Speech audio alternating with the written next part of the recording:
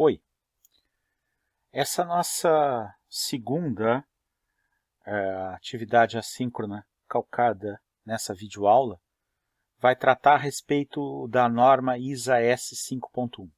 Tá?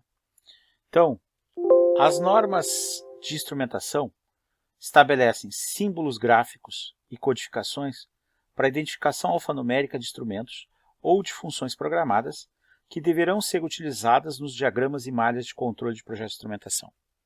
A necessidade de existir uma norma é para que haja a possibilidade de que as pessoas possam se comunicar usando uma linguagem técnica. Então, do mesmo jeito que a gente tem a língua portuguesa ou qualquer língua, ela aqui tem normas sintáticas, normas gramaticais, nós também vamos ter uma norma para a representação dos diagramas que a gente convencionou chamar de P and ID. Piping and Instrumentation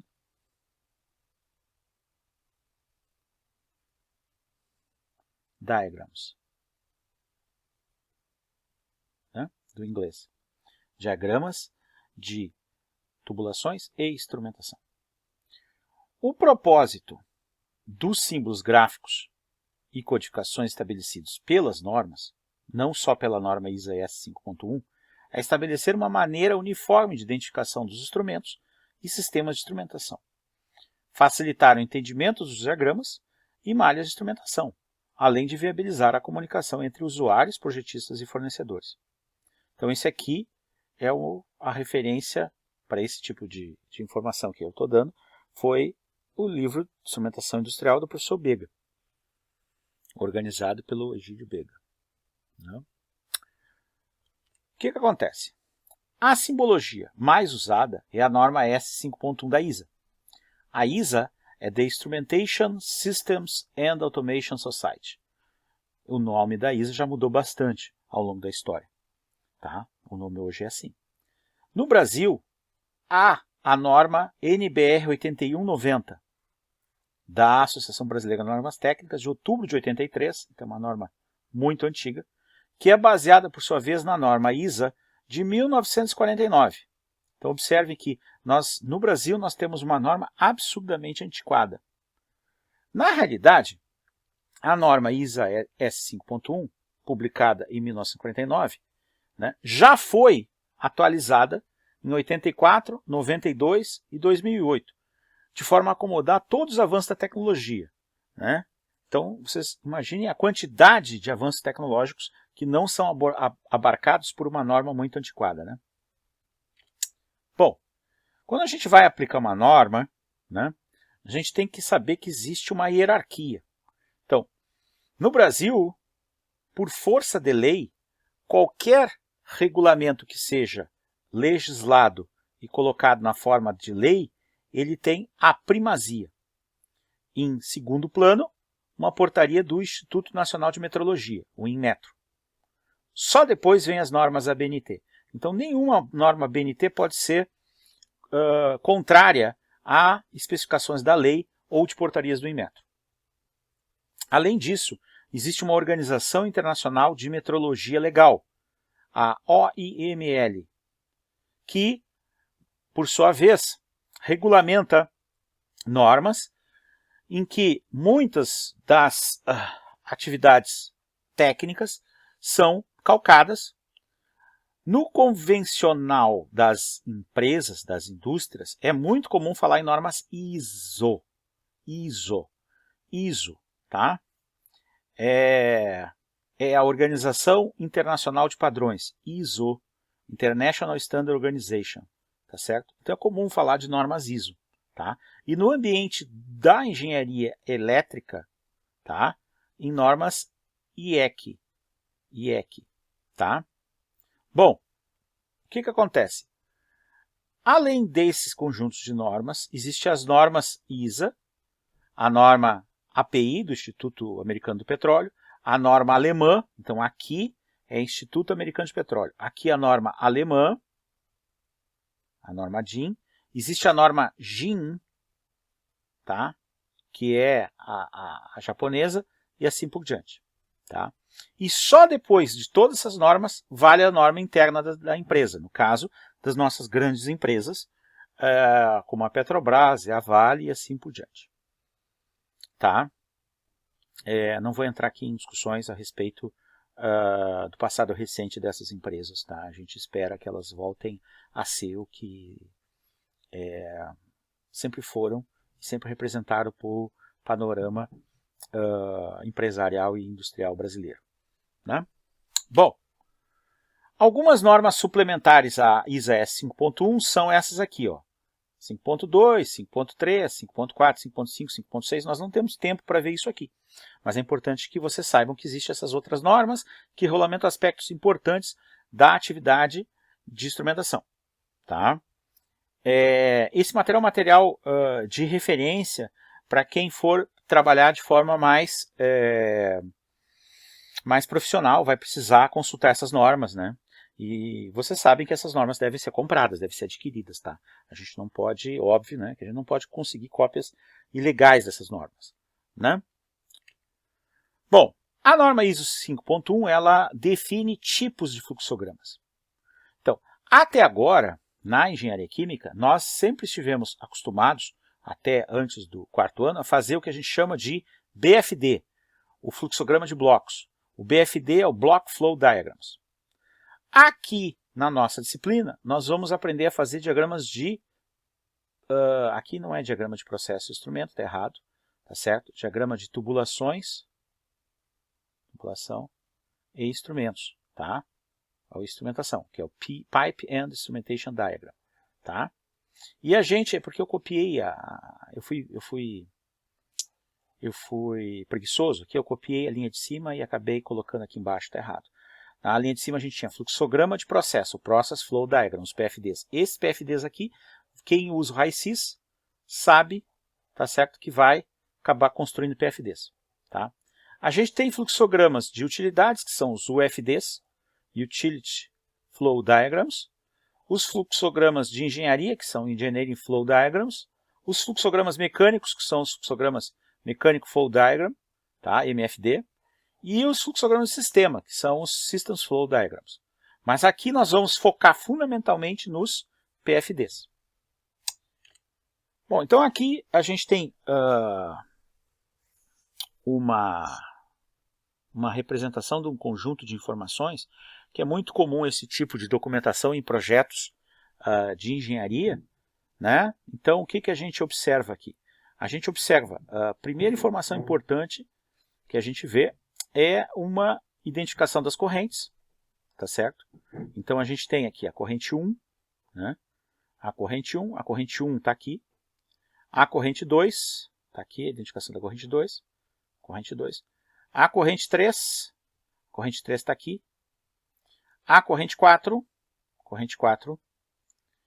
que está aqui, e a corrente 5, que é essa corrente aqui. Tá? Bom,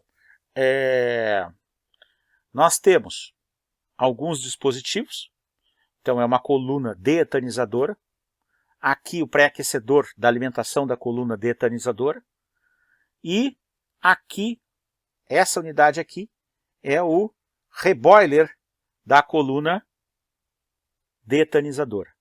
Tá? Então, observem que há comentários, né?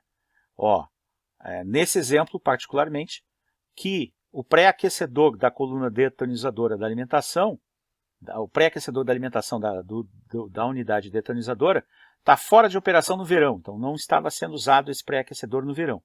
Tá? E que foi proposta uma revisão na estratégia de controle como mostrado. Então isso aqui é uma proposta de modificação na estratégia de controle para essa unidade. Né? Então existe uma legenda, né?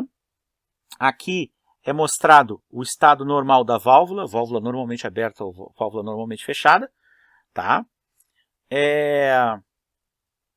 A gente tem quais são os documentos de referência usados para a construção desse diagrama. Tá? E aqui a gente tem a identificação da planta, quantas são as folhas, né? Então observe que é um documento bem completo que diz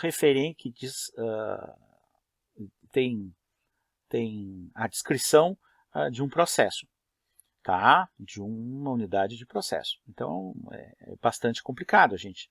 E tem aqui nessa tabela, tá? Além da identificação da corrente, todas as questões dos estados termodinâmicos e as composições de todas as correntes. Então, quando se faz um projeto de indústria química, o produto que se espera que o engenheiro seja capaz de produzir é esse tipo de diagrama. Então, esse aqui é o exemplo de diagrama que é construído quando se faz o projeto de indústria química. Tá certo?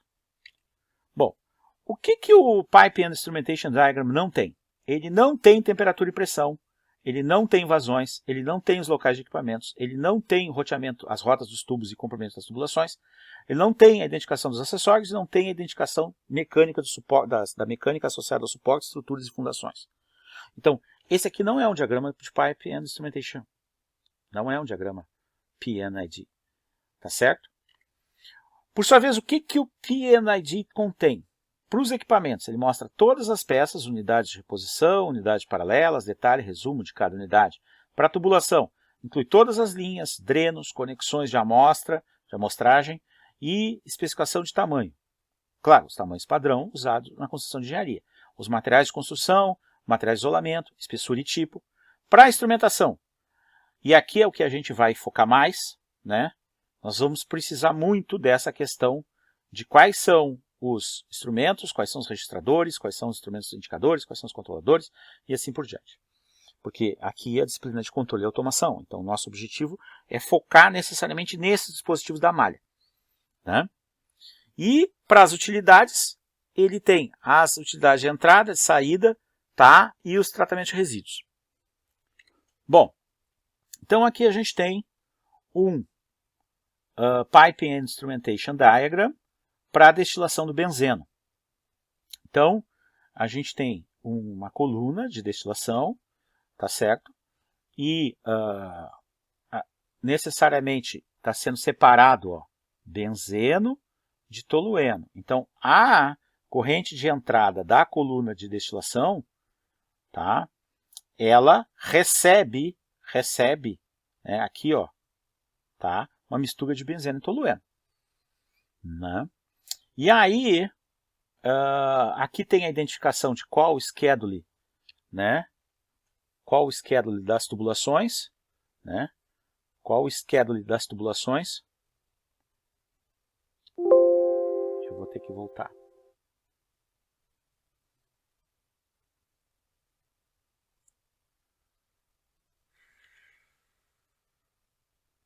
Qual o schedule das tubulações, tá certo?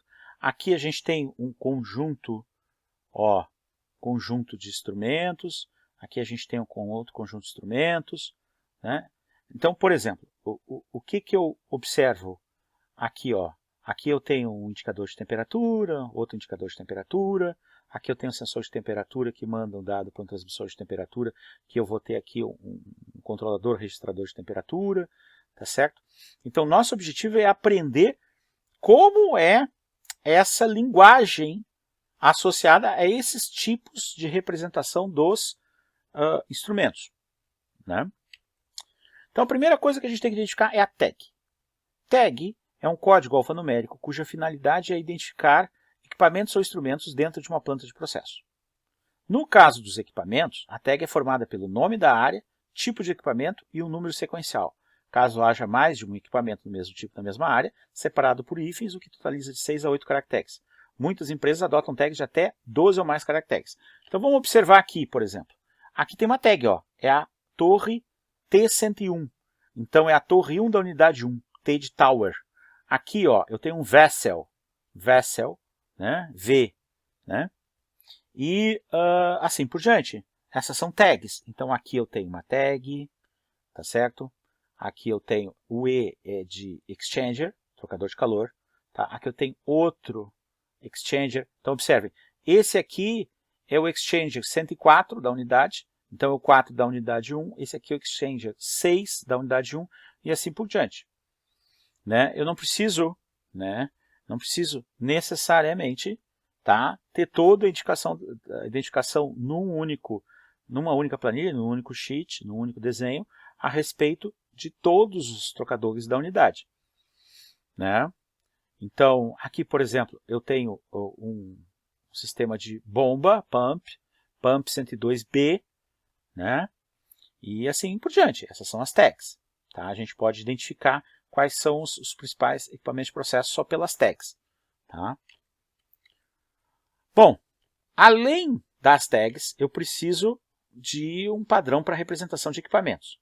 Então, a título de informação e de letramento, tá? Eu vou colocar aqui alguns desenhos, muitos desses desenhos vocês já conhecem. Tá? Vocês conhecem muito esse desenho de compressor centrífugo, tá? Mas a gente, dependendo do tipo de compressor, por exemplo, o recíproco é assim que se desenha, o rotatório é assim que se desenha, o associado com turbina é assim que se desenha, né? Esse aqui é um centrífugo. Então aqui a gente tem a parte centrífuga do compressor e aqui a gente tem a representação da turbina e assim por diante. Como a gente já tinha visto lá naquela segunda semana, a quantidade de representação de válvulas que a gente tem é absurdamente grande. É uma quantidade muito grande de válvulas. As válvulas mais importantes para nós vão ser as válvulas operadas pneumaticamente, tá certo? A gente vai ter válvulas que vão ser válvulas motorizadas também. Válvulas solenoides são importantes, tem um S em cima aqui, ó, olha o S aqui de solenoide, ó. Tem um S aqui, tá? E são as principais válvulas. Aí a gente tem, dependendo do tipo de válvula, a gente tem a válvula globo, a válvula borboleta e assim por diante. Mas a principal válvula que nós vamos dar na terceira aula, falar muito a respeito dela, é a válvula operada pneumaticamente, a válvula de controle de atuação pneumática, tá? Que é essa válvula aqui. Bom, a gente tem mais válvulas, né? E nós temos muitos tipos de válvula, tá? Isso aqui é importante que a gente seja letrado, mas é importante à medida que a gente for encontrando esses tipos de válvula na lide profissional. E, além das válvulas, nós temos aqui a representação do trocador de calor. Observe que é importante a gente saber qual é o sentido da flecha quando a gente desenha um trocador de calor assim. O aquecedor, a flecha para baixo, e o condensador, a flecha para cima, tá certo? Necessariamente é importante seguir essa representação, tá? Aqui a gente tem a representação de bombas e turbinas, bombas de deslocamento positivo, mais compressores, motores, vasos, tanques de armazenamento e só, tá? Bom, dependendo da ferramenta de software que eu estiver usando, eu já vou ter esses desenhos prontos. Então, eu já devo ter recomendado para vocês durante nossos encontros presenciais, mas vou recomendar de novo, que vocês baixem um programa que chama Dia, tá? Que é um software livre, tá? Para desenho de diagramas. Tá? Então, vocês botem software Dia e baixem do site da Alemanha, tá? É um programa para desenho de diagramas. Assim, as pessoas que não têm preocupação com a questão do uso ilegal de software, elas vão querer usar, eu vou escrever bem no cantinho aqui, o Visio. O Visio é um programa da Microsoft para desenho de flowsheet, tá certo? Para desenho de fluxogramas, tá? Esse desenho aqui esse programa aqui é um programa pago, tá? É um programa que já está bem consolidado no mercado, mas ele é pago, tá certo? Então, as pessoas que não se preocupam muito com a questão do uso indevido de software, né, elas vão lá simplesmente copiam e usam o Visio, tá? Mas não se esqueçam que qualquer atividade profissional, ela está, se fizer uso de algum software que foi adquirido de forma não correta, sem aquisição, tá, ela pode ser necessariamente imputada algum tipo de penalidade, tá certo? Por isso que a ênfase aqui eu estou dando no uso de uma ferramenta de software livre, tá? Então vamos falar a respeito da representação dos instrumentos no diagrama P&ID de acordo com a norma ISA S 5.1, tá? A identificação de cada instrumento é formada por um conjunto de letras que identificam ele funcionalmente. A primeira letra identifica a variável medida pelo instrumento. Então vamos ver aqui no exemplo. A primeira letra é T. T de temperatura. Em inglês. Então a primeira letra identifica a variável medida pelo instrumento. As letras subsequentes descrevem funcionalidades adicionais ao instrumento. Depois nós vamos ver isso numa tabela. Então, por exemplo, o R é de registrador. O C é de controlador. Então o TRC é um controlador registrador de temperatura. TRC, controlador registrador de temperatura. O número, 2A no caso, indica o instrumento com uma malha de controle. Todos os instrumentos da mesma malha devem apresentar o mesmo número. Então aqui a gente tem o controlador registrador de temperatura 2 da malha A. No TIC, por exemplo, esse TIC aqui. Tá? Esse TIC aqui. Ele é um controlador indicador de temperatura. E também um alarme de nível alto de temperatura. Como é que eu sei essa simbologia? Eu sei essa simbologia a partir dessa análise dessa tabela. Então aqui eu tenho a letra, que identifica a variável. Né? Aqui tem a função, tem a identificação de que variável é. E aí eu tenho a modificadora da variável. E depois no segundo grupo de letras eu tenho se ela é uma função passiva ou ativa e uma modificadora. Então vamos começar, por exemplo, vendo vazão. Vou falar de vazão. Então F é vazão. Tá? Então se eu tiver, por exemplo, o dispositivo FT, ele vai ser um transmissor de vazão. Né? Depois a gente vai entender direitinho o que é um transmissor de vazão. Por enquanto, a gente precisa saber que ele é um dispositivo que envia essa informação adiante. É um transmissor de vazão. Então vamos começar pela letra A de análise. A análise aqui, entenda-se análise química. Qualquer analisador químico. O pH-metro, por exemplo, é um analisador químico. Tá certo? Então, se eu tiver uma malha, né, escrita por um diagrama PNID, e que eu tiver lá um dispositivo que é um AT, ele pode ser um transmissor de informação de análise química de qualquer tipo de análise química. Pode ser um condutivímetro, pode ser um pH-metro. Então eu tenho que dizer do lado que é um pH-metro. Tá? Eu tenho que dizer qual é a variável do lado, tenho que dizer qual é o tipo do equipamento.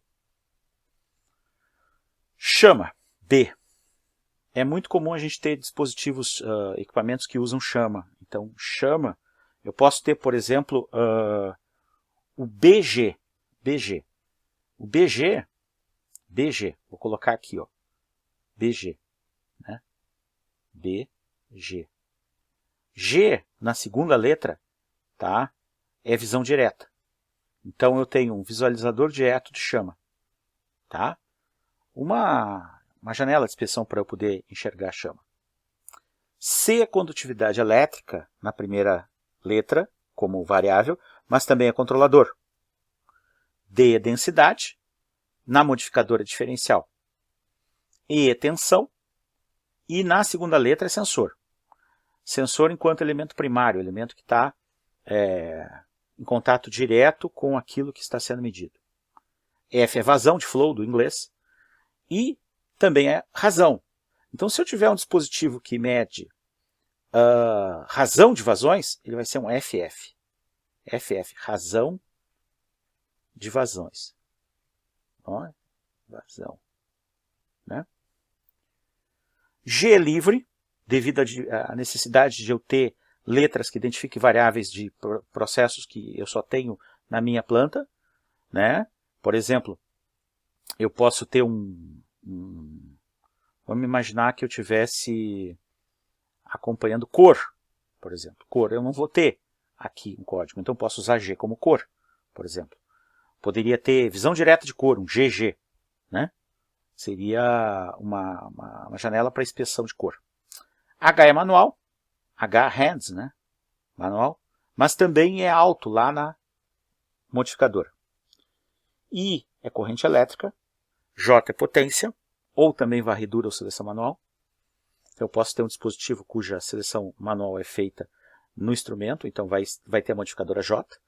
K é tempo ou temporização, também é taxa de tempo, ou estação de controle. L é nível, level em inglês, mas também lâmpada piloto. E também a modificadora de baixo. M de moisture, umidade, mas também o instantâneo, ou o médio. Então observe que o significado vai variar de acordo se é a primeira letra ou se é a segunda letra. N e O, livre, sendo que O também na segunda letra é orifício de restrição. P, pressure, pressão, ou conexão para ponto de teste do multímetro. Q, quantidade, ou um totalizador.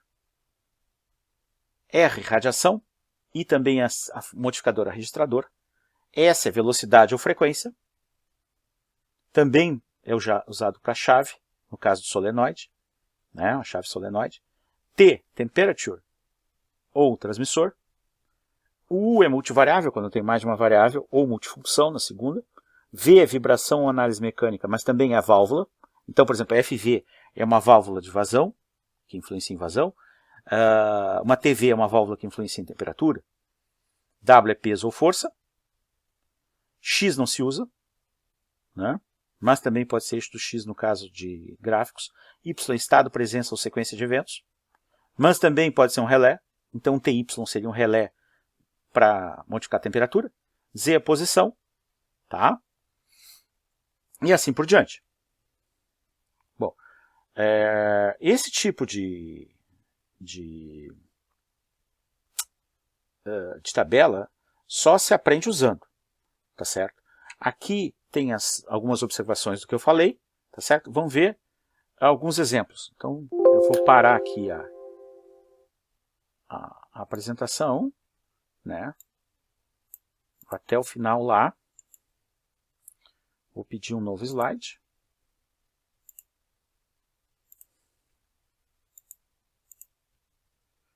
E vou usar o espaço para fazer alguns exemplos. Os exemplos mais comuns. Tá certo? Então, observem. Se eu tiver um dispositivo que seja um FC01. Então, F é vazão, C na segunda letra é controlador. Então, eu tenho um controlador de vazão 01. Tá? É o controlador 01 da malha. Se eu tiver, por exemplo, um PC, vai ser um controlador de pressão. Né? Se eu tiver, eu não vou mais identificar os números de malha, tá?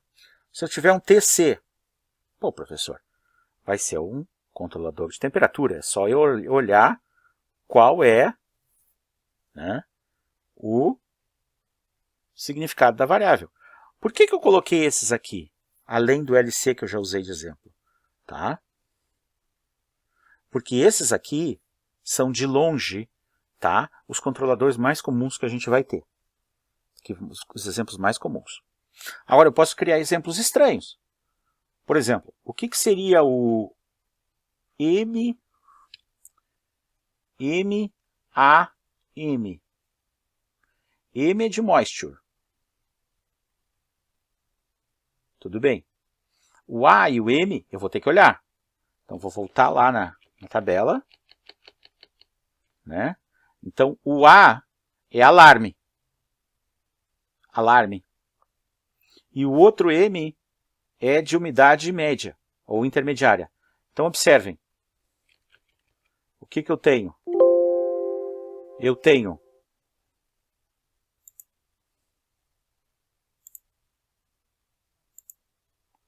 um alarme. É um alarme. Me perdi aqui na caneta.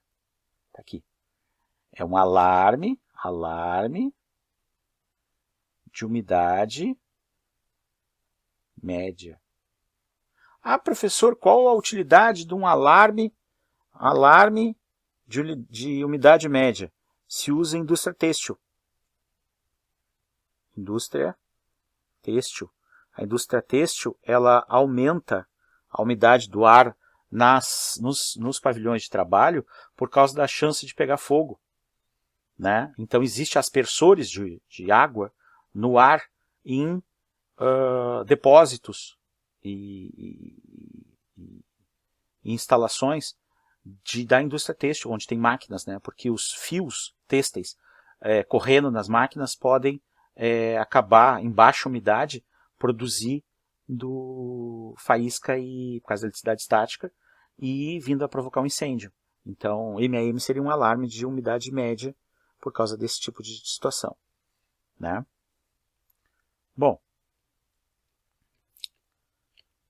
vamos falar a respeito das caracterizações nos PNIDs das linhas. A linha de tubulação é uma linha grossa, contínua, como essa aqui. A linha de conexão ao processo não é uma linha tão grossa, é uma linha mais fina. A linha de sinal elétrico, leia sinal elétrico, pode ser um sinal elétrico, depois nós vamos falar de sinais. Pode ser um sinal em corrente ou um sinal em tensão, tá certo? De corrente ou de tensão, né? Vai ser uma linha tracejada.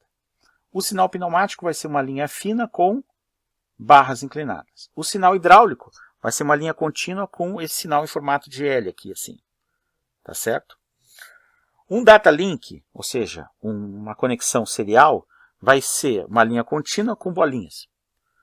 Um capilar preenchido vai ser, que é uma amostragem, por exemplo, a pressão, uma linha contínua cheia de X. Um sinal eletromagnético sem fio, ou seja, um sinal wireless, vai ser uma linha contínua com uma senoidal em cima. Um sinal especificado, não nenhum, vai ser uma linha contínua com barras inclinadas. Com respeito à questão do tipo de suprimento de utilidades, tá? O tipo de suprimento é designado por duas linhas em cima da linha de alimentação, tá? Por duas linhas em cima Então, o que acontece, por exemplo? Eu posso ter suprimento de ar comprimido. Ar comprimido é uma utilidade muito usada em indústria. Eu posso ter, e vou ter sempre, suprimento elétrico, ES. Posso ter um gás inerte, gas supply, ou não inerte.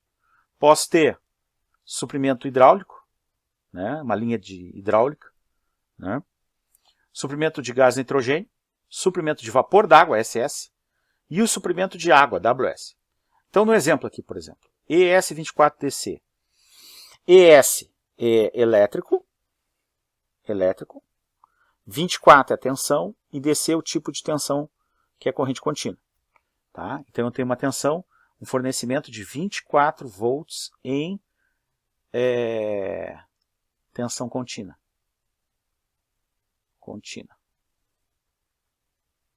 Né?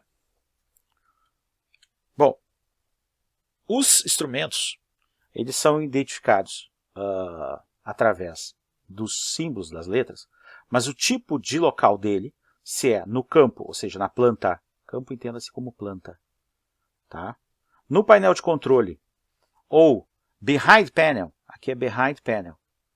Behind panel é um jargão que se diz quando o operador não tem acesso ao instrumento. Ou no painel local do equipamento, tá?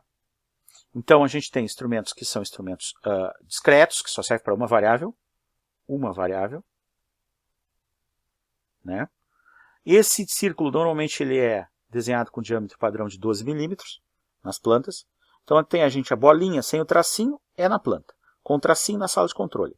Com o tracinho tracejado, behind panel. O operador na sala de controle não tem acesso. Aqui, por exemplo, vou dar um exemplo. Aqui eu vou falar a caixa preta de um avião.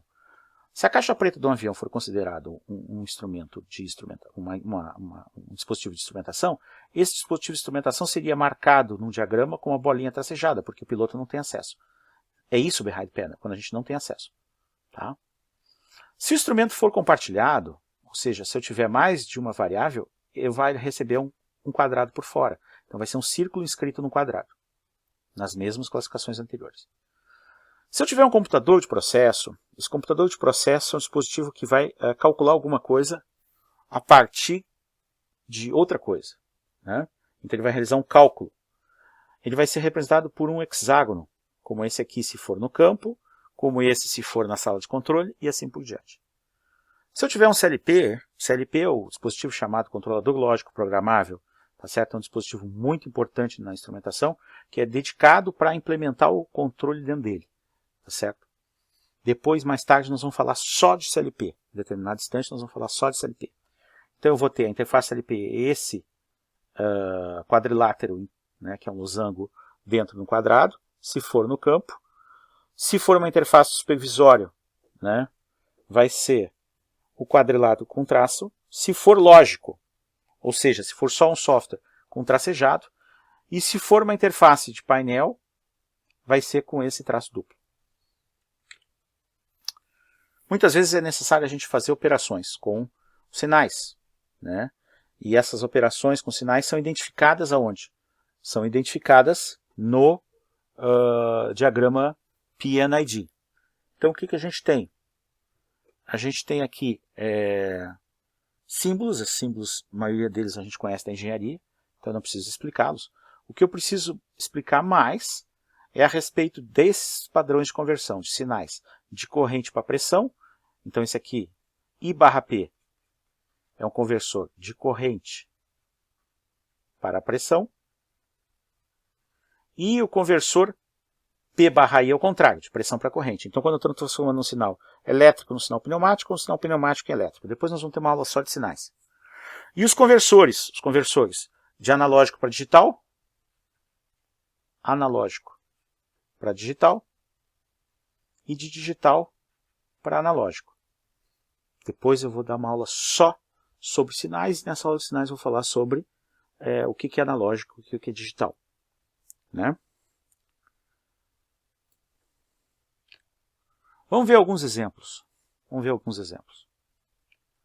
Então, eu tenho aqui um fluido de processo, está aqui a linha de processo, tá certo? E aqui eu tenho um FR, então é um registrador de vazão. Esse aqui eu sei que é um registrador de vazão. Ele registra a vazão. Bem como um registrador de pressão.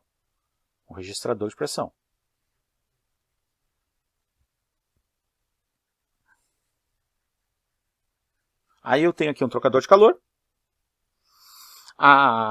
Essa linha de processo passa.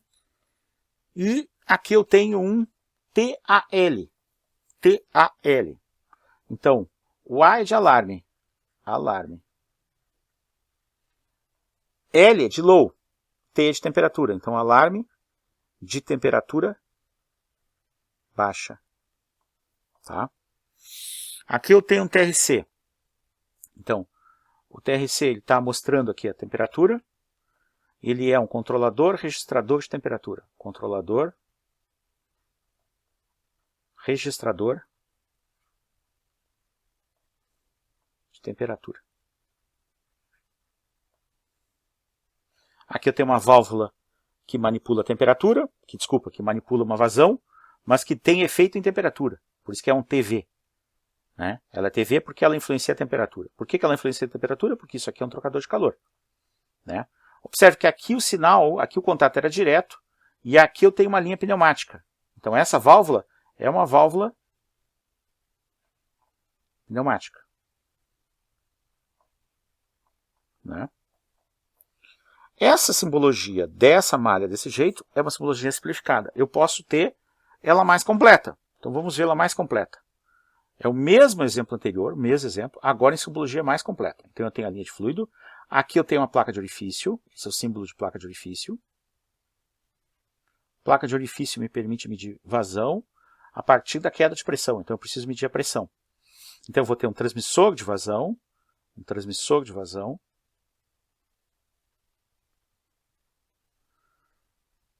Esse transmissor de vazão, como é que ele funciona? Ele funciona a partir de uma operação matemática em vazão, a partir da raiz quadrada de um sinal de pressão. Então o registrador de pressão, ele funciona junto com o registrador de vazão, funciona junto com o registrador de pressão, porque a pressão tem que ser medida. Então aqui está o transmissor de pressão, porque eu preciso medir o ΔP na placa de orifício para saber quanto é a vazão. Do lado de cá, eu tenho aqui um dispositivo que é um dispositivo, um RTD. O RTD é o dispositivo que mede temperatura a partir da variação da resistência elétrica. Então é um dispositivo dependente, a resistência dependente da temperatura. Então o resistor dependente da temperatura.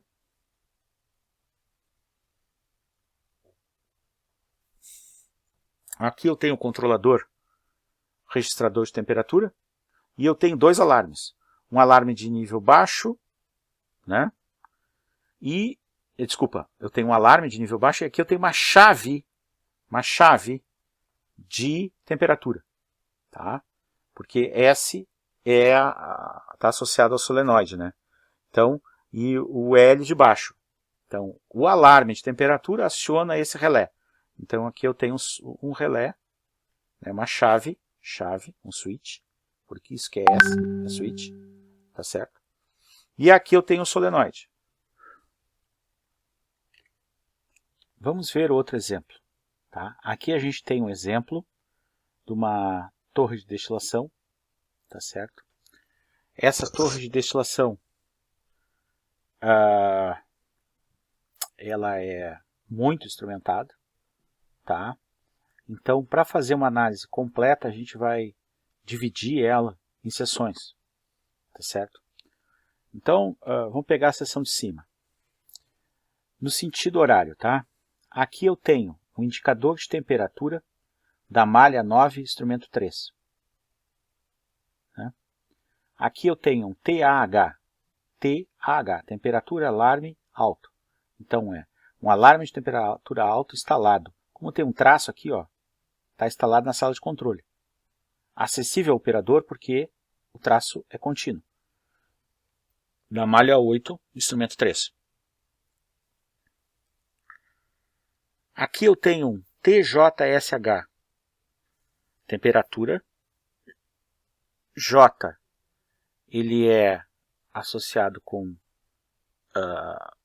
varredura. S, de switch, chave, e H de alto.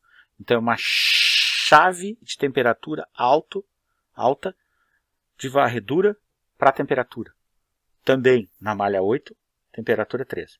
Então esse aqui já foi, esse aqui já foi, esse aqui já foi. Aqui o FT, fácil, FT. FT, Flow Transmitter, transmissor de vazão instalado no campo, porque não tem traço, então no campo, na malha 4. Esse já foi. Aqui eu tenho um controlador registrador de vazão da malha 4, linha contínua, então é no painel da malha, no painel. Aqui eu tenho uma válvula de controle. Essa válvula ela é pneumática, recebe sinal pneumático, olha o sinal clássico aqui tendo cogumelo aqui, pneumática. Então aqui já foi, aqui já foi, aqui. TJR, temperatura, varredura, registrador. Então, registrador de varredura de temperatura da malha 8 no instrumento 1. Aqui um TJGH, tá?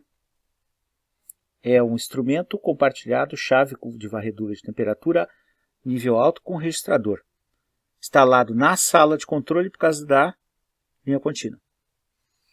Aqui eu tenho um f de t, uma função matemática, e eu tenho uma operação matemática aqui, o y, tá? Então, como a linha contínua é na sala de controle, mas a linha não é contínua, a linha é tracejada, desculpa, está aqui, ó, tracejado, ó, difícil de enxergar, mas é tracejado, tá? Então, olha lá, ó, cálculo de função no tempo, instalado na sala de controle, não acessível ao operador, malha 3, instrumento A.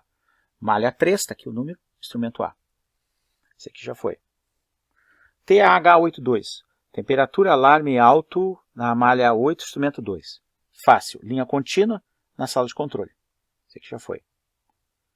Aqui, ó, essa aqui é uma válvula borboleta, por causa da representação, com atuador pneumático, olha o cogumelo e o traço aqui na linha chegando, de uma malha de pressão, PV, na malha 11. Então, válvula de pressão, uma malha de pressão.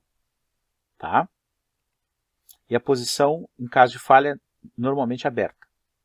Então, esse tipo de informação desse nível é complicado de se pegar de primeira. É muito complicado. A gente se enrola, a gente se complica. Não é fácil, não é uma coisa simples. Tá certo? Bom, a título de exercício, eu vou deixar a parte de baixo mais dispositivos da coluna, tá certo? Que seguiam os dispositivos ainda da metade superior da coluna, tá? Qualquer dúvida, vocês me contactem a respeito da simbologia, tá? Vamos fazer esse aqui para encerrar.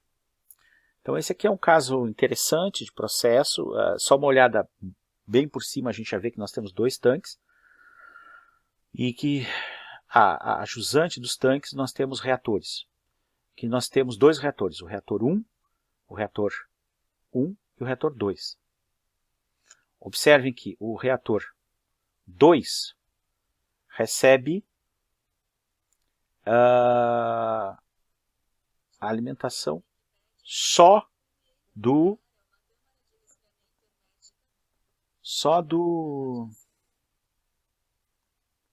recebe alimentação, eu falei aqui, meu Google me respondeu, desculpe.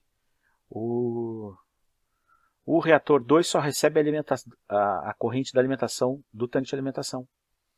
Enquanto que o tanque de reciclo alimenta o reator 1, tá? Que recebe também parte da alimentação pura. Então, vamos começar identificando o seguinte.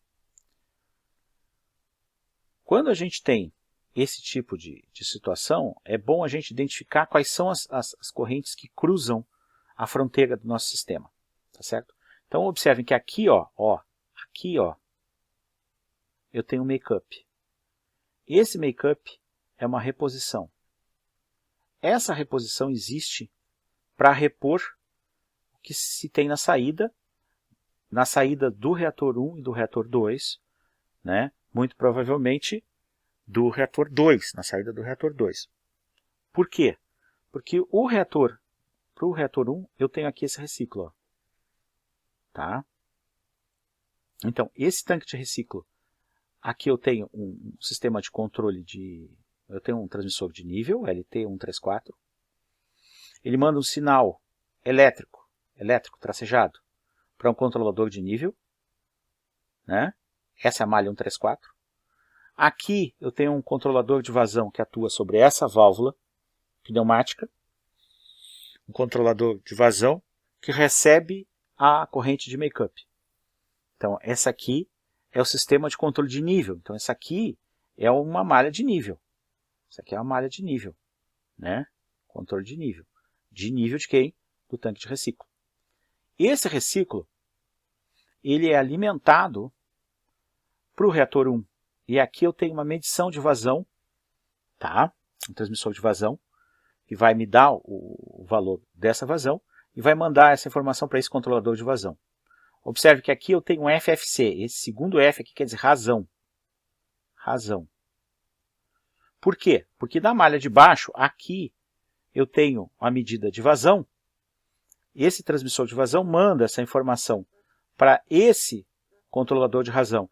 Então, o objetivo dessa malha aqui, essa malha aqui, é uma malha que, num caso especial de controle, que a gente chama controle razão. Controle razão. O que é o controle razão? A gente vai ver no final da disciplina de controle 2, que controle razão é quando eu tenho 2 correntes, cada uma com uma determinada vazão, e eu quero misturá-las proporcionando quanto eu tenho de F1 para F2, ou vice-versa. Então, por isso que é controle razão o nome. Tá?